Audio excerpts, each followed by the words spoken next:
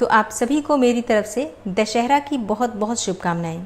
दोस्तों, आज की वीडियो में आप सुनेंगे विजयदशमी अर्थात दशहरा की कथा और विजयदशमी के दिन पूजन की विधि क्या है और पूजन का शुभ मुहूर्त क्या है, ये जानकारी भी आपको दी जाएगी, तो वीडियो को अंत तक जरूर देखिए। सनातन धर्म में विजयदशमी अर्थात दशहरा एक बहुत ही महत्वपूर्ण त्यौहार है। ये पर्व बुराई पर अच्छाई की जीत का प्रतीक है। इस दिन भगवान राम ने रावण का वध करके धर्म की स्थापना की थी और ये दशहरा की सबसे प्रसिद्ध कथा है जो कि रामायण से जुड़ी है। भगवान श्री राम ने रावण का वध करके सीता जी को कैद से मुक्त कराया था। दशहरा के दौरान देवी दुर्गा की पूजा की जाती है, जैसे कि नवरात्रि के 9 दिनों तक माँ दुर्गा के विभिन्न स्वरूपों की पूजा अर्चना की जाती है और दशमी के दिन विजयदशमी मनाई जाती है। इस दिन शस्त्रों की पूजा की जाती है। पौराणिक कथा के अनुसार एक बार माता पार्वती ने भगवान शिव से विजयदशमी के फल के बारे में पूछा। तब भगवान शिव ने उत्तर दिया कि आश्विन मास के शुक्ल पक्ष की दशमी तिथि को सायंकाल में तारा उदय होने के समय विजय काल होता है, जिसमें कि सर्वार्थ सिद्धि योग बनता है। इस योग में सभी जातकों को सिद्धियां प्राप्त होती हैं और उनकी मनोकामनाएं पूरी हो जाती हैं। इसी दिन इसी काल में भगवान श्री राम ने लंकापति रावण को परास्त किया था और इसी काल में शमी वृक्ष ने अर्जुन के गांडीव धनुष को धारण किया था। भगवान शिव आगे कहते हैं कि दुर्योधन ने पांडवों को जुए में हराकर 12 साल का वनवास दिया था और 13वें साल में अज्ञातवास की शर्त रखी थी। 13वें साल में यदि उनका पता लग जाता है तो उन्हें 12 साल का वनवास फिर से भोगना पड़ता। इसी अज्ञातवास में अर्जुन ने अपने गांडीव धनुष को शमी के पेड़ पर छुपाया था और फिर स्वयं बृहन्नला के वेश में राजा विराट के पास सेवा दी थी। और वहीं जब गौरक्षा के लिए विराट के पुत्र कुमार ने अर्जुन को अपने साथ लिया, तब अर्जुन ने शमी के पेड़ पर से अपना धनुष उठाकर शत्रुओं पर विजय प्राप्त की थी। विजयादशमी के दिन रामचंद्र जी ने लंका पर चढ़ाई करने के लिए प्रस्थान करते समय शमी के वृक्ष की पूजा की थी और रामचंद्र जी की विजय का उद्घोष भी हुआ। इसलिए दशहरा के दिन शाम के समय यानी कि संध्या काल में जब विजय काल का शुभ मुहूर्त आता है, उस समय शमी वृक्ष के पूजन का विशेष महत्व है। पौराणिक कथा के अनुसार रावण, जो कि लंका का राजा था, अत्यंत शक्तिशाली और ज्ञानी था, लेकिन उसका अहंकार उसके पतन का कारण बना। जब उसने माता सीता का अपहरण किया, तब भगवान श्री राम ने उन्हें बचाने के लिए अपनी सेना के साथ उससे युद्ध किया। भगवान राम के साथ हनुमान, लक्ष्मण और अन्य वानर सेना भी थी। सबने मिलकर रावण के साथ युद्ध किया। हनुमान जी ने सीता जी को ढूंढने के लिए भी बहुत महत्वपूर्ण भूमिका निभाई और भगवान श्री राम के संदेश को लेकर सीता तक पहुँचे। 10 दिन तक चले इस युद्ध के बाद दशमी के दिन भगवान श्री राम ने रावण का वध किया। इस प्रकार सत्य और धर्म की जीत हुई और ये दिन बुराई पर अच्छाई की विजय का प्रतीक बना। इस दिन लोग व्रत करते हैं, पूजा अर्चना करते हैं और रावण का पुतला जलाते हैं, जो कि बुराई का प्रतीक है। ये दिन हमें सिखाता है कि बुराई चाहे कितनी भी बड़ी क्यों न हो, कितनी भी शक्तिशाली क्यों न हो, अंततः विजय सत्य की ही होती है। तो मर्यादा पुरुषोत्तम भगवान श्री राम के द्वारा लंकेश्वर रावण पर विजय की कहानी सनातन चली आई है। इसी स्मृति में विजयदशमी का पावन पर्व मनाया जाता है और बहुत ही धूमधाम से मनाया जाता है। आदि ग्रंथ ऋग्वेद में कहा गया है, ओ आर्य पुरुष उठ, विजय को प्राप्त कर, तेरी भुजाओं में बल है, तुझे कौन जीत सका है।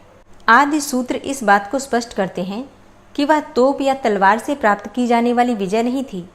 उसके मूल में सेवा धर्म प्रमुख था, सदाचार था, मानवीय गहन संवेदना थी, दया, करुणा, प्रेम, सहानुभूति जैसे गुणों द्वारा प्राणी मात्र पर विजय प्राप्त करने की बात थी, जिन्हें प्रभु राम के जीवन में हम देखते भी हैं। राम के इसी आदर्श और गुणों का गायन संत तुलसीदास ने मानस ग्रंथ में किया है, जिसे रामलीला के रूप में विजयदशमी के पर्व पर मंचित किया जाता है। ऐसे अनेकों राष्ट्रीय पर्व हमारे इतिहास के महत्वपूर्ण अंग हैं, जो हमारी सांस्कृतिक विजय के प्रतीक बन जाते हैं। मानव जीवन में पर्वों और त्योहारों का महत्व ये है कि वे हमें अपने अतीत की समृद्धियों से जोड़ते हैं। भले वे रूढ़ परंपराओं के रूप में चले आ रहे हों, तो भी जनजीवन को उनसे प्रेरणा ही मिलती है। दीपावली, नवरात्र, रामनवमी, जन्माष्टमी, रक्षाबंधन और महावीर बुद्ध जैसे महापुरुषों की जो जयंतियां हैं, ऐसे पर्व युग युग के इतिहास के विभिन्न अध्यायों के रूप में हम देखते हैं। प्रत्येक पर्व मानव के जीवन के पथ को प्रकाशित करता है पर्वों को मनाने का अर्थ ही यह है कि उस इतिहास का नए सिरे से स्मरण करके जीवन में प्रगति लाई जाए। पर्व का अर्थ है क्रमिक विकास, एक पर्वत के बाद दूसरे ऊंचे शिखर पर चढ़ना। पर्वों की उपयोगिता ये है कि वे राष्ट्र को उन्नति के शिखरों तक ले जाते हैं। राम की विजय दिखाकर रावण का पुतला फूंक देना मात्र पर्व नहीं है। इसी प्रकार से दीपावली की मिठाइयाँ और दीपक एक दिन के उत्सव के लिए नहीं है। उसमें राम की विजय उज्जवल आलोक बनकर हमारे अंतस को जगमगा देता है। उस प्रकाश में हम अपने जीवन का मूल्यांकन करते हैं और राष्ट्र कवि मैथिली शरण गुप्त के इन प्रश्नों का उत्तर हमारा अंतःकरण स्वयं देने लगता है। हम कौन थे, क्या हो गए हैं और क्या होंगे अभी? और इसके उत्तर में ऋग्वेद के वे आदर्श मूर्त हो जाते हैं जिसके जीवन में प्रकाश ही प्रकाश है। विजयदशमी पर भगवान राम का स्मरण हम करते हैं और रामलीला में उनके चरित्र और गुणों का गायन होता है। राम को अवतारी पुरुष कहा गया है। राजा दशरथ के घर उनका जन्म होता है, किंतु अपने पावन चरित्र और सद्गुणों के कारण वे भगवान कहलाने लगे। और गुणों ही की तो पूजा होती है, गुणों के कारण ही देवताओं की पूजा हम करते हैं। राम और कृष्ण आदि को पूजते हैं, परंतु दशरथ और वसुदेव की पूजा कोई नहीं करता। कभी किसी कुल में ऐसे महापुरुष भी जन्म लेते हैं जिनके पैदा होने से कुल का नाम ही बदल जाता है। सूर्यकुल में राम के पूर्वज राजा रघु इतने प्रतापी हुए कि सूर्यकुल रघुकुल नाम से प्रख्यात हो जाता है और आगे राम रघुकुल सूर्य बनते हैं, साक्षात भगवान के रूप। प्राचीन ग्रंथों में भगवान, देवता, ईश्वर आदि नाम परिभाषिक हैं। वहाँ भगवान शब्द की परिभाषा इस प्रकार की गई है: संपूर्ण ऐश्वर्य, शौर्य, यश, लक्ष्मी, ज्ञान और वैराग्य। इन 6 गुणों को भग कहा गया है। ये भग जिसे प्राप्त हो उसी को भगवान कहा जाता है। भगवान बनने के लिए उपर्युक्त 6 गुणों में सामंजस्य होना जरूरी है। वे एक दूसरे के पूरक हों, क्योंकि अकेले ऐश्वर्यशाली को कभी भगवान नहीं कहा गया। ऐश्वर्य के साथ शौर्य होना भी जरूरी है, वरना तो ऐश्वर्य को कोई भी छीन ले जाएगा। ऐश्वर्य और शौर्य पाकर दूसरों पर अत्याचार करने वाला भी भगवान नहीं बन सका। उसका यशस्वी होना भी जरूरी है। वह दूसरों को आश्रय देने वाला भी बने और अपने आश्रितों को सन्मार्ग दिखाने का ज्ञान भी रखता हो। लेकिन उक्त 5 गुणों के रहते हुए भी यदि त्याग भावना अर्थात वैराग्य नहीं, तो भी भगवान कहलाने योग्य नहीं। अतः सर्वस्व त्याग करने की क्षमता भी होनी चाहिए। इन 6 गुणों का समुच्चय जिसके चरित्र में हुआ, वे भगवान कहलाने लगे। विजयादशमी भगवान राम का उत्सव पर्व है, जहाँ राम के द्वारा पतित एक अहिल्या का उद्धार होता है। किंतु गाथा साहित्य में आकर राम का नाम और चरित्र लाखों करोड़ों के लिए पतित पावन बन जाता है। ऐसे पर्वों त्योहारों को मनाने की सार्थकता तभी है जब उनके चरित्र और गुणों को हम अपने जीवन में उतारते हैं। विजयदशमी के दिन विजय मुहूर्त का बहुत महत्व होता है, और ये होता कब है? जब सूर्यास्त होता है और आसमान में कुछ तारे दिखने लगते हैं, तब ये अवधि विजय मुहूर्त कहलाती है। इस समय कोई भी पूजा या फिर कोई भी कार्य किया जाए तो उसका परिणाम अच्छा प्राप्त होता है। कहते हैं कि भगवान श्री राम ने दुष्ट रावण को हराने के लिए युद्ध का प्रारंभ इसी मुहूर्त में किया था। दशहरा का दिन साल के सबसे पवित्र दिनों में से एक दिन माना जाता है। ये 3.5 मुहूर्तों में से एक है। 3.5 मुहूर्त कौन कौन से होते हैं? देखिए, पहला मुहूर्त है चैत्र मास की शुक्ल पक्ष की प्रतिपदा तिथि, दूसरा है आश्विन मास की शुक्ल पक्ष की दशमी तिथि, और तीसरा शुभ मुहूर्त है वैशाख मास की शुक्ल पक्ष की तृतीया तिथि अर्थात अक्षय तृतीया। तो ये 3 मुहूर्त हो गए, और आधा मुहूर्त होता है कार्तिक मास की शुक्ल पक्ष की प्रतिपदा तिथि। ये अवधि किसी भी चीज़ की शुरुआत करने के लिए उत्तम मानी जाती है। हालांकि कुछ निश्चित मुहूर्त भी हैं जिसे आप किसी विशेष पूजा के लिए प्रयोग भी कर सकते हैं। अलग अलग वर्णों के लिए दशहरा का अलग अलग महत्व है, जैसे कि क्षत्रिय, योद्धा और सैनिक इस दिन अपने शस्त्रों की पूजा करते हैं।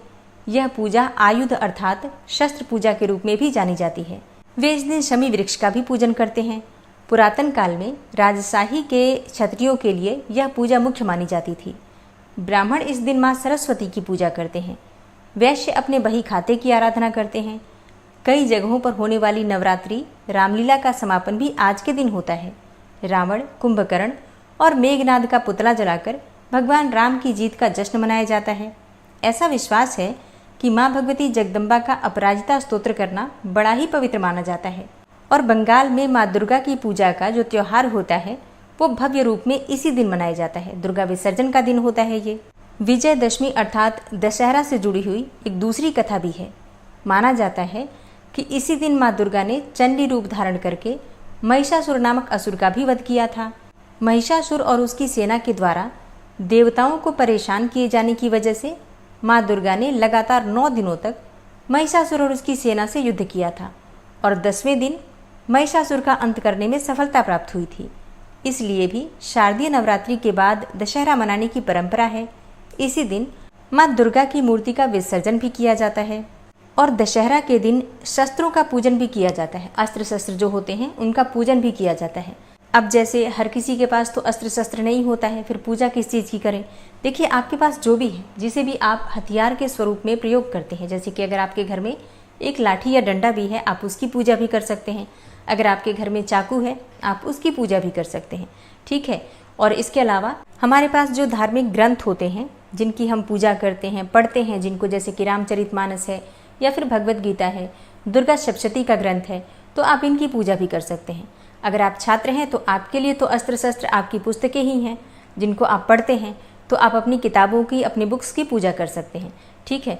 देखिए, शस्त्र का मतलब होता है हथियार। हमारे जीवन में, हमारे जीवन को आगे बढ़ाने के लिए, उसे सफल बनाने के लिए हम जिस भी चीज़ का प्रयोग कर रहे हैं, चाहे वो हमारी किताबें हों, चाहे हमारे धार्मिक ग्रंथ हों, या फिर जो लोग अस्त्र शस्त्रों का प्रयोग करते हैं वो अस्त्र शस्त्रों की पूजा कर सकते हैं। ठीक है। तो आप अपने जीवन में किस चीज़ को अपना हथियार मानते हैं, उसकी पूजा आपको इस शुभ मुहूर्त में करना है। देखिए, ब्रह्म मुहूर्त है सबसे पहले तो सुबह 4:53 से सुबह 5:41 तक।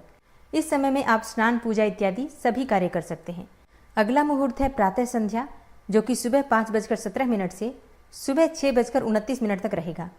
अगला मुहूर्त है अभिजीत मुहूर्त, जो कि दोपहर 12:04 से दोपहर 12:51 तक है। अगला मुहूर्त है विजय मुहूर्त, जो दोपहर 2:27 से दोपहर 3:15 तक है।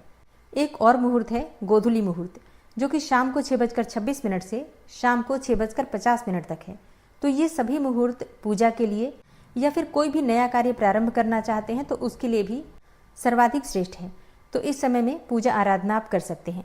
बात करें दशहरा की पूजा विधि के बारे में, तो देखिए, दशहरा के दिन आपको प्रातःकाल जल्दी उठना है। उठकर नित्य कर्मों से निवृत्त हो जाइए, स्नान कर लीजिए, साफ स्वच्छ वस्त्र धारण कर लीजिए। इसके बाद भगवान सूर्यदेव को जल दीजिए। इसके बाद अपने घर के मंदिर में विधि विधान से जो भी देवी देवता विराजित हैं उनकी पूजा कीजिए। भगवान श्री राम की पूजा आज विशेष होती है, तो घर में अगर राम दरबार की कोई फोटो है, चित्र है या फिर मूर्ति है तो आप उनकी पूजा कर सकते हैं। नहीं तो रामचरितमानस सबके पास होती है। घर के मंदिर में रामचरितमानस को स्थापित करके धूप दीप अर्पित करके पंचोपचार विधि से ग्रंथ की ही पूजा कर लीजिए। भगवान श्री राम की पूजा हो जाएगी ग्रंथ के पूजन करने मात्र से ही। दशहरा के दिन भगवान श्री राम की पूजा और हनुमान जी की पूजा करना बेहद शुभ माना जाता है। माँ दुर्गा के 9 स्वरूपों की पूजा अर्चना करने से व्यक्ति के जीवन में कभी दरिद्रता नहीं आती। दशहरे के दिन घर में कीर्तन करने से घर में सदैव भक्ति भाव का वातावरण बना रहता है। दशहरे के दिन गरीबों को खाना देना, कपड़े दान करना या फिर उनके ज़रूरत की जो भी चीज़ें होती हैं उनका दान करना अत्यंत श्रेष्ठ माना जाता है। और जैसे हम अक्षय तृतीया पर कोई पुण्यकर्म करते हैं और कभी क्षय नहीं होता, उसी प्रकार से दशहरा के दिन हम जो भी कर्म करते हैं उसका भी कभी नाश नहीं होता। इसलिए आज के दिन अच्छा कर्म कीजिए, शुभ कर्म कीजिए, जिससे कि आपको शुभ फलों की प्राप्ति हो। बड़े बुजुर्गों का आशीर्वाद लीजिए। घर में लड़ाई झगड़ा ना हो इस बात का ध्यान रखिए, वाद विवाद ना हो इस बात का ध्यान रखिए। मांस मदिरा का सेवन भूल से भी मत कीजिए। शमी के वृक्ष का, अपराजिता के पौधे का पूजन करना चाहिए और अगर संभव हो तो अपराजिता स्तोत्र का पाठ करना चाहिए। और दशहरा के दिन नीलकंठ पक्षी का दर्शन करना अत्यंत ही श्रेष्ठ माना जाता है। और सबसे ज़रूरी चीज़, अगर आप कोई मंत्र सिद्ध करना चाहते हैं, कोई अनुष्ठान प्रारंभ करना चाहते हैं, कोई भी नया कार्य प्रारंभ करना चाहते हैं, कोई बिजनेस व्यापार भी प्रारंभ करना चाहते हैं, तो विजयदशमी के दिन से आप प्रारंभ कर सकते हैं। उसमें आपको सफलता मिलती है। किसी भी कामना के निमित्त अगर आप मंत्र जप करना चाहते हैं, अनुष्ठान प्रारंभ करना चाहते हैं, तो आज से प्रारंभ कीजिए। विजयदशमी के दिन घर के मुख्य द्वार पर स्वास्तिक अवश्य बनाना चाहिए। घर में गंगा जल का छिड़काव कीजिए। घर के मुख्य द्वार पर दीपदान अवश्य कीजिए। अगर संभव हो और घर के आसपास कोई मंदिर हो तो मंदिर में दीपदान कर सकते हैं। कोई भी पौधा आपको मिल जाए, देव वृक्ष मिल जाए, तो वहाँ पर भी दीपदान कर सकते हैं। दोस्तों अगर आप एकादशी का व्रत करते हैं तो आने वाली वीडियो ज़रूर देखिए, जिसमें आपको एकादशी की संपूर्ण जानकारी शेयर करने वाली हूँ। और हाँ, उम्मीद करती हूँ ये वीडियो आपके लिए उपयोगी होगी। अगर वीडियो पसंद आई हो तो लाइक कीजिए, शेयर कीजिए, और चैनल पर पहली बार आए हैं, अगर अभी तक आपने चैनल को सब्सक्राइब नहीं किया है तो आज की वीडियो अगर आपको अच्छी लगे तो चैनल को सब्सक्राइब करके बेल आइकन को ज़रूर प्रेस कर लीजिए,